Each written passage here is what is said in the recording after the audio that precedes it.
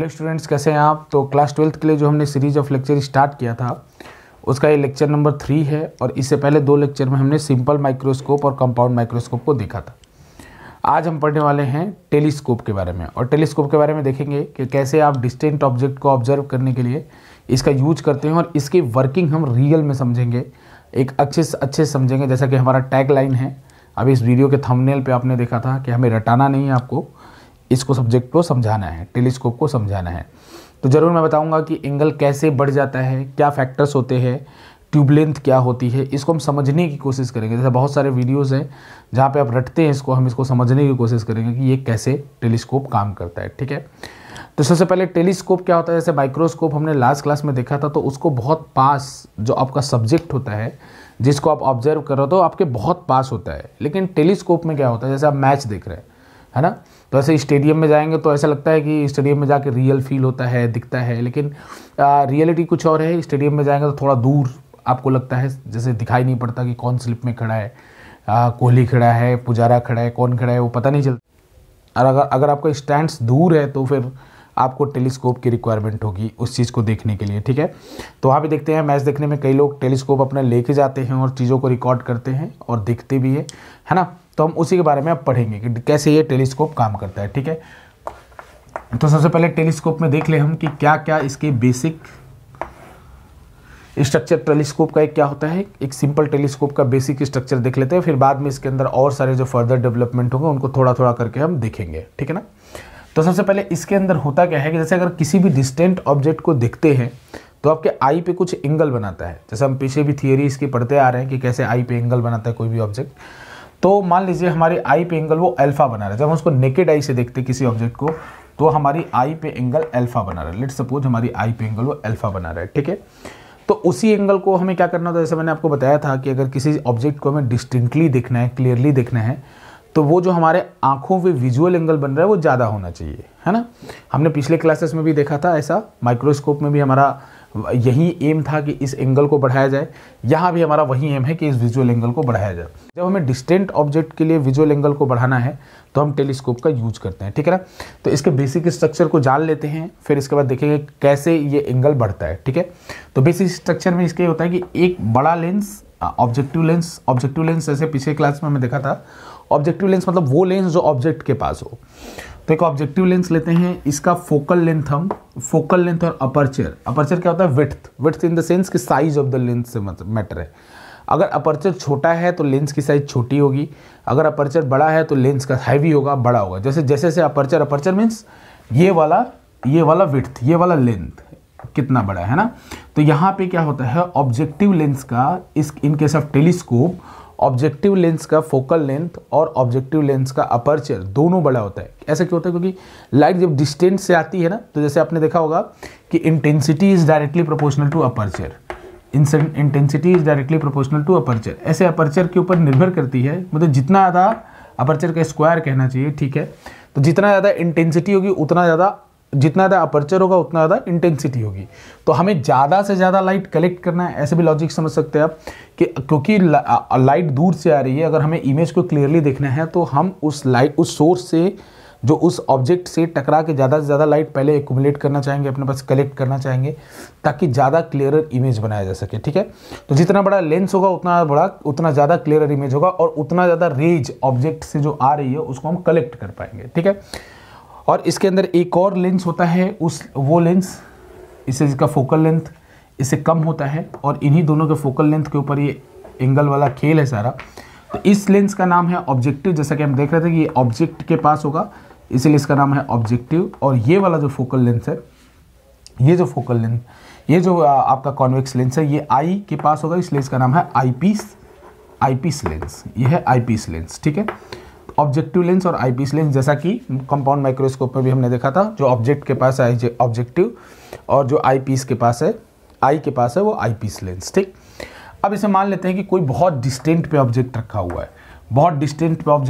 है, तो वो हमारी आईज पे, क्योंकि उससे रेज काफ़ी दूर, अगर ऑब्जेक्ट काफ़ी दूर है तो उससे जो रेज आ रही हैं वो पैरेलल ही हम तक पहुँचेंगी। और ये जो पैरेलल आ रही हैं वो हमारे, मान लेते हैं ये जो यहाँ पे एंगल बना रही हैं वो बना रही हैं अल्फा। ये जो पैरेलल रेज आ रही हैं जो हमारे ऑब्जेक्टिव लेंस पे एंगल बना रही है अल्फा। तो अब ये रे अगर पैरेलल आ रही हैं तो इनका इमेज जो है, इनका इमेज कहाँ बनेगा ज़रा देख लेते हैं। इनका इमेज बनेगा कुछ ऐसे, इनका इमेज यहाँ पे बनेगा, इनका कुछ ना कुछ इमेज बनेगा। अगर ये रे पैरेलल आ रही हैं तो इनका इमेज बनेगा। तो इनका इमेज कहाँ बनेगा, तो अगर ये रे पैरेलल आ रहे हैं तो ये फोकस है तो फोकल प्लेन में इमेज बनेगा। फोकल प्लेन क्या होता है, जैसे ये इमेज फोकल प्लेन पे भी बनेगा, मतलब क्या है कि यहाँ पे इस ऑब्जेक्टिव लेंस का f2o होगा। जैसे हम बात कर रहे हैं इधर कहीं इसका f1o होगा, f1o होगा, और ये ऑप्टिकल सेंटर है इसका o, इसका नाम दे रहा हूं मैं। तो ये वाला जो डिस्टेंस होगा ये इसका फोकल लेंथ होगा। किसका फोकल लेंथ होगा, ऑब्जेक्टिव लेंस का फोकल लेंथ होगा। तो ये वाला डिस्टेंस कितना होगा बच्चों, f4, ये वाला डिस्टेंस f4 होगा, ठीक है ना। तो इस तरीके से जब रे पैरेलल आती है तो एक पॉइंट पे इंटरसेक्ट करती है और फोकस पे इमेज बनते हैं। लेकिन जब रे पैरेलल तो हो लेकिन प्रिंसिपल एक्सिस के पैरेलल ना हो तो उसका इमेज फोकस पे ना बन के फोकल, मतलब वो कन्वर्ज कहाँ करेगी, यहाँ पे। तो उसका इमेज हम इस तरीके से बनाते हैं, लेकिन अभी भी फोकस के ऊपर रहेगा। लेकिन इसको कहते हैं इस तरह के इमेज को फोकल प्लेन में बन रहा है। प्लेन का मतलब क्या, एक ऐसा प्लेन जो फोकस को अपने अंदर कंटेन किया हो और प्रिंसिपल एक्सिस के पैरेलल हो, उसको बोलते हैं फोकल प्लेन। तो फोकल प्लेन में इसका इमेज बनेगा, ठीक है। अब क्या होगा, इस इमेज को फर्दर कौन बनाएगा, ये आईपीस लेंस, आईपीस लेंस बनाएगा। तो आईपीस लेंस इस इमेज को कैसे बनाएगा, तो कई लोग डायरेक्ट बुक में देखेंगे ऐसे बढ़ा के ऐसे कर दिया होगा। आप अगर नॉर्मली भी बनाते हैं, जैसे आपका नॉर्मल प्रोसीजर होता है जिस तरीके से, अगर नॉर्मल भी आप इमेज फॉर्मेशन करें तो भी आप ये काम कर सकते हैं। तो ऐसे ऐसे ऐसे जाएगी और एक यहाँ से हम सीधा पास करा ले इसको ऐसे। तो ये हमने जो डायग्राम बनाया है कि अगर ये फोकल प्लेन पे गिरी और मान लीजिए वो इसका भी, इस वाले आई पीस का भी फोकस है, इसके फोकस पे इमेज गिरा, इमेज बना, और ये आई पीस का भी फोकस है, तो इसका जो फाइनल इमेज बनेगा वो कहाँ बनेगा, इन्फिनिटी पे बनेगा। तो इस तरीके के इंस्ट्रूमेंट को, अरेंजमेंट को हम कहते हैं नॉर्मल अरेंजमेंट। नॉर्मल अरेंजमेंट, इस तरह के अरेंजमेंट को हम बोलते हैं नॉर्मल अरेंजमेंट। नॉर्मल अरेंजमेंट कब कहता है, जब आपके फाइनल इमेज कहाँ बने, इन्फिनिटी पे बने। जब आपके फाइनल इमेज इन्फिनिटी पे बने तो इस तरह के अरेंजमेंट को कहते हैं नॉर्मल अरेंजमेंट, ठीक है। यहाँ पे आपकी फाइनल इमेज इन्फिनिटी पे बन रही है। अब तो नॉर्मल अरेंजमेंट में क्या होगा, जैसा हमने माइक्रोस्कोप, कंपाउंड माइक्रोस्कोप में भी देखा था, नॉर्मल अरेंजमेंट में हमारी आई सबसे ज़्यादा रिलैक्स होती है किसी इमेज को देखने के लिए, सबसे ज़्यादा स्ट्रेच नहीं होती, सबसे ज़्यादा रिलैक्स होती है किसी इमेज को देखने के लिए। लेकिन हमारा एक और पर्पज़ था कि हमारा वो पर्पज़ तो डिफीट नहीं हो गया इसको नॉर्मल बनाने में। तो आप लोगों ने पढ़ा होगा बच्चों कि जब ऑब्जेक्ट रखा गया है फोकस पे तो उसका इमेज इन्फिनिटी पे बनता है और हाईली इनलार्ज बनता है। तो अभी भी हम जो चाहते थे वो तो हो रहा है। हम क्या चाहते थे कि यहाँ पे जो ऑब्जेक्ट का उसका इनलार्ज इमेज हमको दिखाई पड़े, क्योंकि इसका विजुअल एंगल हम तक आते आते काफ़ी कम हो जा रहा था। तो हम अल्टीमेटली ये चाहते थे कि हमारा इनलार्जमेंट वाला काम ना रुके, और साथ ही साथ एक अच्छी बात है कि हमारा इनलार्जमेंट भी ना रुके और साथ ही साथ हमारी आई रिलैक्स भी रहे, मतलब ऑब्जेक्ट को अच्छे से देखे और रिलैक्स भी रहे, तो अच्छी बात है। तो इस सिचुएशन में इस अरेंजमेंट को नॉर्मल अरेंजमेंट कहते हैं। और जो फाइनल, क्योंकि हमारी आई कुछ यहाँ पे क्लोजर टू दिस लेंस होगी, तो इस आई को हमारे कौन सा एंगल दिखाई पड़ रहा होगा, ये बीटा दिखाई पड़ रहा होगा। यहाँ पे जो एंगल हमने बीटा बनाया है ये एंगल इसको दिखाई पड़ रहा होगा, हमारे आई को ये वाला एंगल दिखाई पड़ रहा होगा। तो हमने क्या बोला था आपसे, हमने क्या बोला था कि ऑब्जेक्ट नेकेड आई पे एंगल बना रहा है अल्फा, या अगर कुछ नहीं होता, मेरी आई डायरेक्ट यहाँ पे प्लेस होती तो वो एंगल बना रहा था अल्फा। अब ये मैंने एक इंस्ट्रूमेंट लगाया है, इसका नाम टेलीस्कोप, और इसकी वजह से जो इमेज बन रहा है फाइनल आई पे वो बन रहा है बीटा। तो अगर ऐसा है कि बीटा जो है अल्फा से ज़्यादा है तब तो हमारा पर्पस सॉल्व हो गया कि भाई ठीक है, आपने विजुअल एंगल को इंक्रीज कर लिया।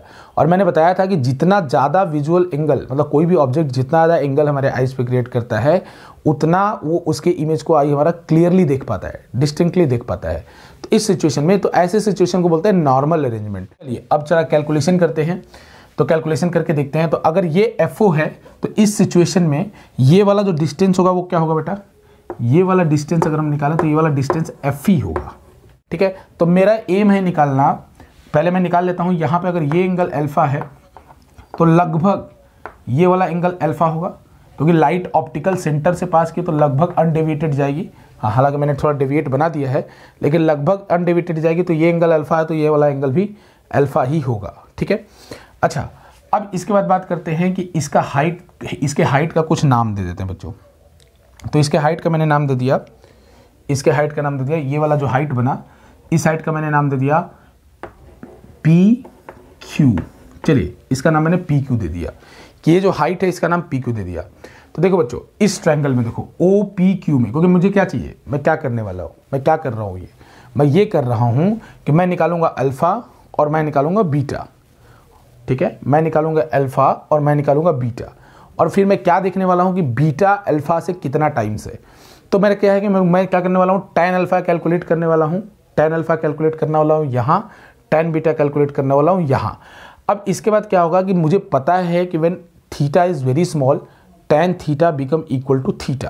अब ये याद रखिए कि हमने बताया भी था माइक्रोस्कोप के केस में भी कि tan theta become equal to nearly equal to sine theta and become nearly equal to theta when theta is very small. जब थीटा की वैल्यू बहुत छोटी हो तब ऐसा होता है। तो मैं वहीं कुछ एजम्पशन यहाँ पे करने वाला हूँ। तो चलिए वन बाय वन देखते हैं। तो सबसे पहले आप tan अल्फ़ा कैलकुलेट करिए यहाँ पे।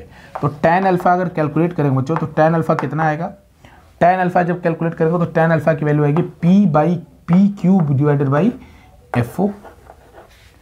P Q divided by FO, देख लीजिए ये वाला डिस्टेंस PQ है और ये वाला डिस्टेंस FO है, तो that will be PQ divided by FO। तो I can write simply, I can write ये अल्फ़ा किसके बराबर हो जाएगा बच्चों, PQ by FO, PQ by FO। Similarly देखिए जरा बीटा निकाल सकते हैं आप, तो tan beta will be equal to PQ by FE। इस ट्रायंगल से tan beta will be equal to PQ by FE। तो मैं डायरेक्ट लिखूं बीटा को, तो बीटा क्या होगा इसी तरह से, beta will be equal to PQ by FE। Similarly by this logic बेटा, जैसे ये लॉजिक किया है यहाँ मैं लिख सकता हूँ tan बीटा बराबर PQ by FE and further अगर सॉल्व करूँ तो बीटा बराबर आएगा PQ बाई FE, जो मैंने यहाँ पर डायरेक्ट लिख दिया है। अब इसके बाद आपको क्या चाहिए, इस बीटा अपॉन अल्फ़ा का रेशियो चाहिए, क्योंकि हमें अल्टीमेटली यही तो चेक करना है कि भाई कितना एंगल बढ़ा, क्योंकि ultimate thing is to increase the angle on the eye. तो चलिए बीटा अपॉन अल्फ़ा निकालते हैं, आप भी निकालिए बीटा अपॉन अल्फ़ा। तो बीटा अपॉन अल्फ़ा जब यहाँ से करेंगे बच्चों तो देखो PQ और PQ upon FE, PQ upon FE यहाँ आएगा और वहाँ PQ अपॉन FO आएगा। तो अगर आप ये निकालेंगे तो आपका निकल के आएगा PQ कैंसिल हो जाएगा, FO अपॉन FE। देखो बच्चों PQ कैंसिल हो गया दोनों जगह से, पहले बीटा रखोगे तो PQ अपॉन FE आएगा, फिर उसका divide by PQ upon FO, तो FO ऊपर चला जाएगा and that will be equal to FO upon FE। तो FO अपॉन FE, और मैंने आपको क्या बोला था कि ये जो ऑब्जेक्टिव फोकल लेंथ है, ये ऑब्जेक्टिव जो लेंस है इसका फोकल लेंथ आईपीस लेंस से ज़्यादा होता है। अब लेट सपोज कि ऑब्जेक्टिव जो हमारा ऑब्जेक्टिव लेंस था इसका फोकल लेंथ 100 टाइम्स ज़्यादा था इस FE से, 100 टाइम्स ज़्यादा था, ठीक। तो अगर 100 टाइम्स ज़्यादा था तो this angle will increase by 100 times, simple. This angle in normal arrangement, तो this angle will increase by, तो इन दिस केस हम क्लियरली देख सकते हैं that is the angular magnification which I am talking about. ये बच्चों angular magnification के बराबर है, और एंगुलर मैग्निफिकेशन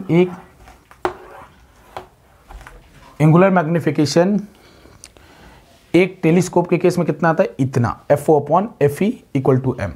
अब इसमें एक चीज होती है उसका नाम है ट्यूब लेंथ। ट्यूब लेंथ एक चीज होती है कि ट्यूब लेंथ क्या है यहाँ पे। तो ट्यूब लेंथ क्या होता है कि इन दोनों लेंस के बीच की दूरी, ऑब्जेक्टिव और आईपीस लेंस के बीच की दूरी। तो जरा यहाँ पे ऑब्जेक्टिव और आईपीस के लेंस के बीच की दूरी कितनी होगी, FO प्लस FE, क्योंकि देखिए ये वाली डिस्टेंस पूरी FO है और इधर डिस्टेंस पूरी FE है। तो यहाँ से लेके इसके सेंटर से इसके सेंटर के बीच की डिस्टेंस कितनी होगी, यहाँ से यहाँ तक FO, यहाँ से यहाँ तक FE। तो इन द नॉर्मल अरेंजमेंट, याद रखिएगा ये नॉर्मल अरेंजमेंट है। एक और अरेंजमेंट होता है जिसमें हमारे डी पे इमेज बने। तो नॉर्मल अरेंजमेंट में, in the normal arrangement our tube length, तो ये आप नोट कर लीजिए बच्चों। तो ट्यूब लेंथ यानी L मैं लिखूँ तो L will be equal to FO plus FE, ठीक है। L will be equal to FO plus FE। That is it from NCERT point of view. NCERT point of view में केवल आपको normal arrangement बताया गया है, और NCERT ने इसी फॉर्मूले को माना है, ट्यूब लेंथ भी उसने इवन नहीं दिया है, लेकिन NCERT का ये फॉर्मूला है। इसके बाद NCERT से आगे नहीं बढ़ा है। हाँ, लेकिन इसके बाद जैसे कंपाउंड माइक्रोस्कोप में NCERT आगे गया है, यहाँ भी आगे जाया जा सकता है। और इसके बाद इसको नोट डाउन कर लीजिए। फिर मैं इसके नॉर्मल अरेंजमेंट की जगह मैं वो अरेंजमेंट बताने की कोशिश करता हूँ जहाँ पे आपका इमेज जो है डी पे बनेगा, इमेज जो है आपका डी पे बनेगा। उस सिचुएशन में भी हम कैलकुलेशन कर सकते हैं, उस सिचुएशन में भी चीज़ों को निकाल सकते हैं। तो कैसे निकालेंगे तो मैं आपको एक आइडिया दे दूंगा, आप चाहे तो उसको कैलकुलेट कर सकते हैं, लेकिन बोर्ड पॉइंट ऑफ व्यू के लिए, NCERT पॉइंट ऑफ व्यू के लिए टेलीस्कोप का इतना ही है। एक चीज़ और इसमें बताना चाहता हूँ, NCERT ने बात की इस टेलीस्कोप की कुछ डिसएडवांटेजेस है। इस टेलीस्कोप की कुछ ध्यान से सुनिएगा, ये आएगा जरूर, डिसएडवांटेजेस ऑफ टेलीस्कोप, अगर टेलीस्कोप पूछेगा तो जरूर पूछेगा। और फिर इसको कैसे दूर करते हैं, तो पहले एनसीईआरटी वाला पोर्शन कर लेते हैं, फिर मैं आपको बता दूंगा कि कैसे ये होगा। तो देखिए इस टेलीस्कोप के कुछ डिसएडवांटेजेस क्या है कि हमें क्या चाहिए, हमारा एम है कि अगर मुझे प्लैनेट्स ऑब्जर्व करने हैं, प्लैनेट को देखना है, प्लैनेट को ऑब्जर्व करना है, स्टार्स को ऑब्जर्व करना है, तो मेरा ये अपर्चर बड़ा होना चाहिए। तो बड़ा लेंस बनाना एक्सपेंसिव भी है और साथ ही साथ उसको हैंडल करना बहुत मुश्किल है। अगर लेंस बड़ा है तो उसको हैंडल करना भी बहुत मुश्किल है, ठीक है। दूसरी बात, इसको सपोर्ट प्रोवाइड करना बहुत मुश्किल है। सपोर्ट, पहली चीज़, इसको बनाना एक्सपेंसिव है और नॉट ईजी टू हैंडल है, क्योंकि लेंस अगर बड़ा बनेगा तो इसको हैंडल करना ईजी नहीं है, बल्कि होगा, ईजी नहीं है। दूसरी चीज़, इसका सपोर्ट प्रोवाइड करना, अगर ये लेंस है तो इसको सपोर्ट आप कहाँ से प्रोवाइड कर सकते हैं, रिम से, कोनों से सपोर्ट प्रोवाइड कर सकते हैं। आप पूरा सपोर्ट तो प्रोवाइड, बीच से पकड़ के अगर सपोर्ट प्रोवाइड करेंगे तो लेंस का काम ही खत्म है ना। तो आप कहाँ से सपोर्ट प्रोवाइड करते हैं, इसके कोनों से पकड़ के, क्योंकि लेंस आपको सामने से कैसा दिखेगा, ऐसा, ये जो बनाएगा ये क्या बनाएगा, साइड व्यू बनाएगा, सामने से ऐसा दिखेगा। इसका बीच से पोर्शन, अगर लेंस को ऐसे पकड़ेंगे तो बीच से मोटा होगा, है ना, बाकी सामने से अगर इधर से कोई देखे तो उसको लेंस ऐसा दिखाई पड़ेगा। तो यानी इस सिचुएशन में मैं सपोर्ट कैसे दे सकता हूँ, रिम पे दे सकता हूँ, बस रिम पे सपोर्ट दे सकता हूँ। तो अगर रिम पे अगर ये कॉन्वेक्स लेंस है तो किनारों पे पतला होता है, ये भी समस्या। तो इसको अगर बहुत ज़्यादा एक लेवल तक इसको बढ़ाया नहीं जा सकता। दूसरी बात, एक चीज़ में होती है, इसका नाम है, ये बस सुन लेना है, एनसीईआरटी ने भी लास्ट में कुछ पॉइंट्स में लिखा है बच्चों, आप इसको नोट डाउन करते चलिएगा, बस ये कुछ बातें हैं। तो दो डिसएडवांटेज बताई इसकी मैंने, कि एक इसको बनाना एक्सपेंसिव है, हैंडल करना मुश्किल है, डिफिकल्ट है, और तीसरी बात, इसको to provide the support on the system, जैसे अगर टेलीस्कोप में इसको सपोर्ट प्रोवाइड करना भी डिफिकल्ट है, ब्रेक का ज़्यादा चांस है, क्योंकि इसके ऊपर इसके रिम से सपोर्ट करना है और इसका रिम जो है थिन है और वीक है। एक और बात इसमें होती है कि इसमें होता है क्रोमैटिक एबरेशन।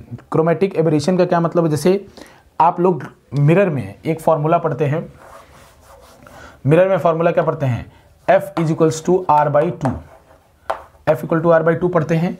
लेकिन लेंस में अगर बाई कॉन्वेक्स लेंस है तो उसमें F का वैल्यू कितना होता है बच्चों, इसको नोट कर लिया होगा आपने, F का वैल्यू कितना होगा, F का वैल्यू होता है ये R/2 नहीं तो R/2n-1, R/2n-1। तो इसका मतलब क्या हुआ, कैसे निकाला इसको कैसे निकाला है, इसको निकाला है लेंस मेकर फॉर्मूले से। लेंस मेकर फॉर्मूले से R1 और R2 दोनों की वैल्यू, एक की वैल्यू प्लस R, R1 की वैल्यू प्लस R डालिए, R2 की माइनस R, तो ये आ जाएगा। अब देखो यहाँ पे n क्या है, refractive index of the lens with respect to external medium, जो भी हमारा मीडियम है। तो ये n जो है अलग अलग कलर के लिए अलग अलग होता है, सब जानते हैं। n जो है अलग अलग कलर के लिए अलग अलग होता है। n क्या होता है, रिफ्रैक्टिव इंडेक्स, और ये किसके ऊपर डिपेंड होता है, वेवलेंथ के लिए। तो रेड कलर के लिए रिफ्रैक्टिव इंडेक्स कुछ और होगा और वायलेट कलर के लिए रिफ्रैक्टिव इंडेक्स कुछ और होगा। इवन जिसका वेवलेंथ कम होता है, उसके लिए रिफ्रैक्टिव इंडेक्स ज़्यादा होता है। जैसे वायलेट का रिफ्रैक्टिव इंडेक्स रेड से ज़्यादा होगा। तो इस सिचुएशन में क्या होगा कि अलग अलग लाइट के लिए फोकस अलग अलग होगा। अलग अलग लाइट के लिए, अगर ये लेंस मैंने बल्कि बनाया है तो अलग अलग लाइट के लिए फोकस अलग अलग होगा। तो there might be a chance कि अलग अलग कलर मुझे अलग अलग जगह पे दिखाई पड़े, अलग अलग जगह पे कन्वर्ज हो, दैट इज क्रोमैटिक एबरेशन। अलग अलग कलर, क्रोमा मीन्स कहीं भी, क्रोमा मतलब कलर, तो कहीं दैट इज क्रोमैटिक एबरेशन। तो अलग अलग दिखाई पड़े, that is not a good. तो चलिए इसका एक और अरेंजमेंट कर लेते हैं और इसके बाद हम बताएंगे एनसीईआरटी ने इसका क्या सॉल्यूशन बताया। लेकिन इसके बाद जो मैं पोर्शन कराने वाला हूँ वो पोर्शन एनसीईआरटी ने नहीं किया है, तो जो बच्चे चाहें उसको स्किप कर सकते हैं। लेकिन उस पोर्शन को कराने के बाद, क्योंकि मैं टेलीस्कोप मैंने शुरू किया है, तो मैं ज़रूर उस पोर्शन को कराना चाहूँगा, और कराने के बाद मैं आपको बताऊँगा कि एनसीईआरटी ने आगे इसका सोल्यूशन क्या किया है, जो बातों को मैंने बताया है उनका सोल्यूशन एनसीईआरटी ने क्या बताया है। या तो आइए दूसरे अरेंजमेंट को देखते हैं। तो इस अरेंजमेंट में हम क्या करेंगे कि जैसा कि माइक्रोस्कोप पे भी ऐसा ही किया था कि इस अरेंजमेंट में हम इमेज को डी पे बनाएंगे, जो आई का least distance for distinct vision है उसके ऊपर बनाएंगे।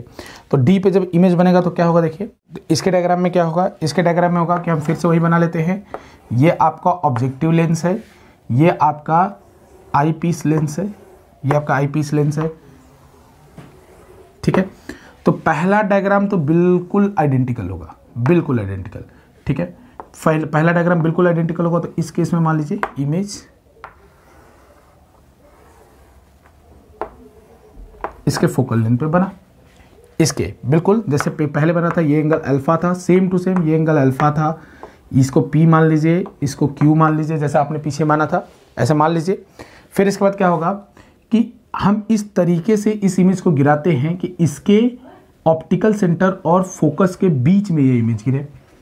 अब अगर इमेज याद करिए कॉन्वेक्स लेंस में ऑप्टिकल सेंटर और फोकस के बीच में होता है तो इमेज कैसा बनता है, इरेक्ट बनता है, इनलार्ज बनता है और सेम साइड बनता है जिधर ऑब्जेक्ट हो, ऐसा ही होता है। तो इस केस में चलिए इसका इमेज फॉर्मेशन करते हैं और ऐसा मान रहे हैं हम, बिल्कुल अब की बार एज्यूम कर रहे हैं कि ये जो डिस्टेंस है, ये जो ऑप्टिकल सेंटर और ये जो ऑब्जेक्ट के बीच में, जो इसका ऑब्जेक्ट है इसके बीच में जो डिस्टेंस है वो इसके फोकल लेंथ से अब की बार कम है। तो इस सिचुएशन में क्या होगा, इसका वर्चुअल इमेज बनेगा और इनलार्ज इमेज बनेगा कुछ इस तरीके से। तो इसको अगर पीछे एक्सटेंड किया जाएगा, इन रेज को अगर पीछे एक्सटेंड किया जाए तो इसका वर्चुअल और इनलार्ज इमेज इस तरीके से बनेगा आपका, ठीक है। वर्चुअल और इनलार्ज इमेज बना तो हम इसको इस तरीके से इमेज को एडजस्ट करते हैं कि ये डी पे बने, डी पे बने। अब डी क्या है, तो डी जानते हैं नॉर्मल ह्यूमन बीइंग का 25 सेंटीमीटर है।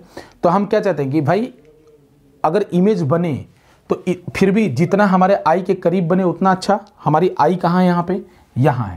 तो हमारी आई को कौन सी रे दिखाई पड़ रही होगी, हमारी आई को ये रेज दिखाई पड़ रही होंगी जो इस ऑब्जेक्ट के लिए है, ये रे दिखाई पड़ रही होंगी। तो ये वाला जो एंगल अब की बार बन रहा होगा, ये एंगल कितना बन रहा होगा, ये अभी भी बीटा ले लीजिए, बीटा ले लीजिए, ठीक है। अब की बार भी जो एंगल बन रहा है उसको बीटा ले लीजिए, ठीक है। तो बीटा जो एंगल बन रहा है तो अब की बार वो किसके बराबर होगा, P इंटू, अगर इसको मैं P ले लेता हूँ तो अब की बार जो इसका एंगल, ये वाला डिस्टेंस FO है, ये वाला डिस्टेंस मैं P ले रहा हूँ, ये वाला डिस्टेंस P है। तो अब की बार सेम रिलेशन निकालते हैं जैसे पीछे निकाला था। तो यहाँ अल्फा की वैल्यू तो वही रहेगी, अल्फा की वैल्यू क्या रहेगी, PQ अपॉन FO। लेकिन बीटा की वैल्यू क्या हो जाएगी, बीटा की वैल्यू यहाँ से देखिए, बीटा की वैल्यू हो जाएगी बीटा की वैल्यू हो जाएगी PQ अपॉन P।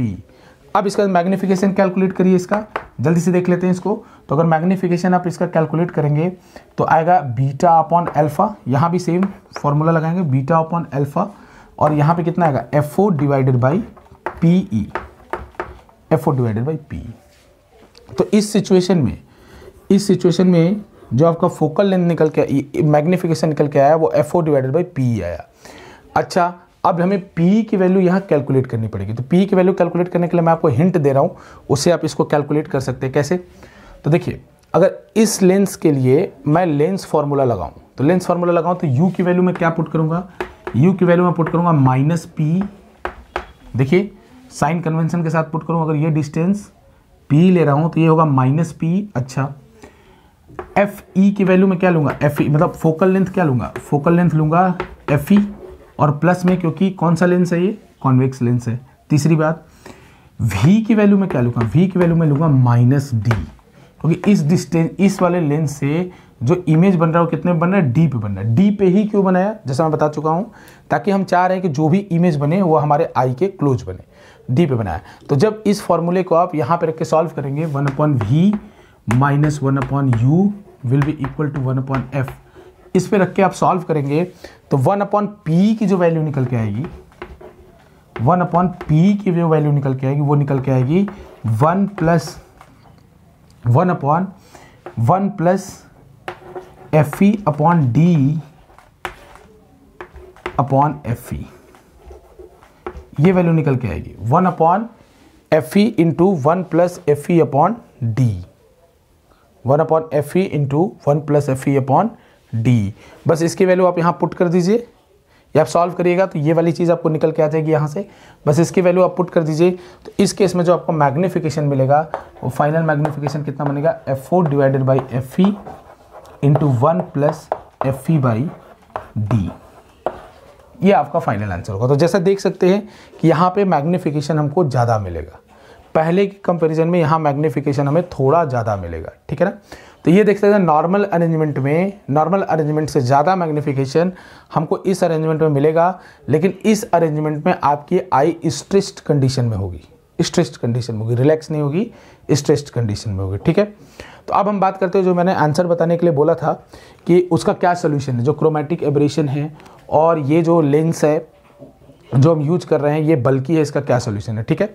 तो उसके लिए एक टेलीस्कोप है, उसका नाम है कैसेग्रेन टेलीस्कोप, या इसको रिफ्लेक्टिंग टेलीस्कोप भी कहते हैं।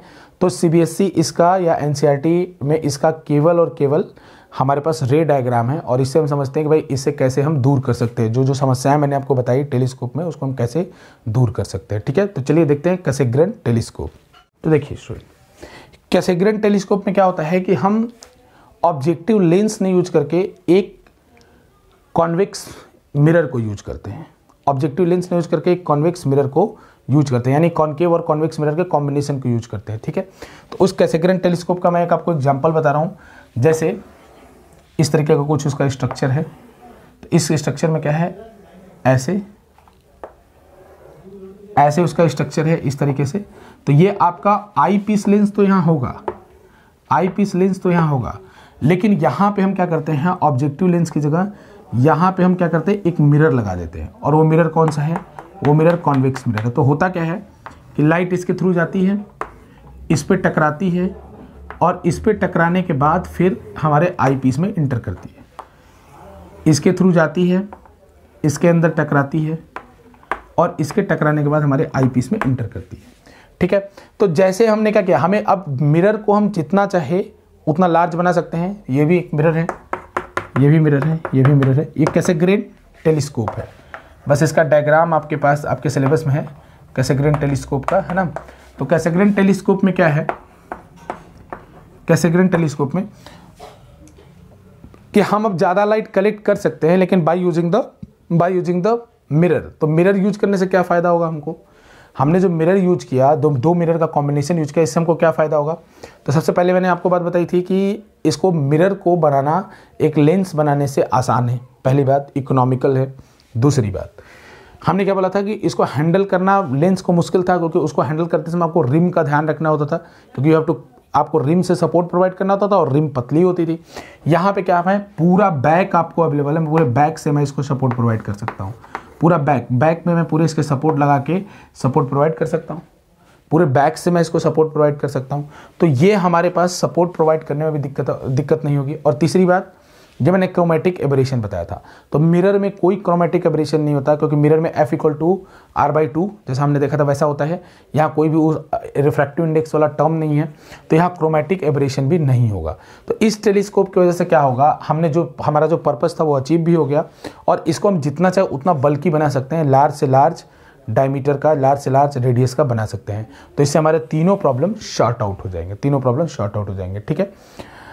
अब एक लास्ट जाते जाते आपको एक चीज़ बता रहे हैं, लास्ट एक जाते जाते, कि जैसे अगर आप मैच देख रहे हैं, तो मैच देख रहे हैं तो टेलीस्कोप जो टेलीस्कोप होता है, अगर डी पे उसका इमेज बन रहा है, तो इमेज फाइनल इमेज जो होता है with respect to object inverted होता है। तो लेट्स सपोज आप स्टेडियम में मैच देख रहे हैं, तो मैच देख रहे हैं तो आप उल्टा देखना प्लेयर को पसंद नहीं करोगे, है ना।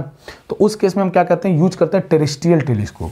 तो टेरेस्ट्रियल टेलीस्कोप कुछ नहीं है, इन दोनों टेलीस्कोप के बीच में एक और लेंस डाल देते हैं, तीन लेंस डाल देते हैं। तो तीसरा लेंस करता क्या है कि जो इसका इमेज बना उसके 2f1 पे बनाता है, 2f1 अपने 2f1 पे रखता है, और उसका इमेज, जैसे इसका इमेज इन्वर्टेड बना तो उस इमेज को सीधा कर देता है, और इसका फिर सीधा इमेज पीछे की तरफ, इसका सीधा और इनलार्ज इमेज कौन बनाता है, ये दूसरा वाला लेंस बनाता है।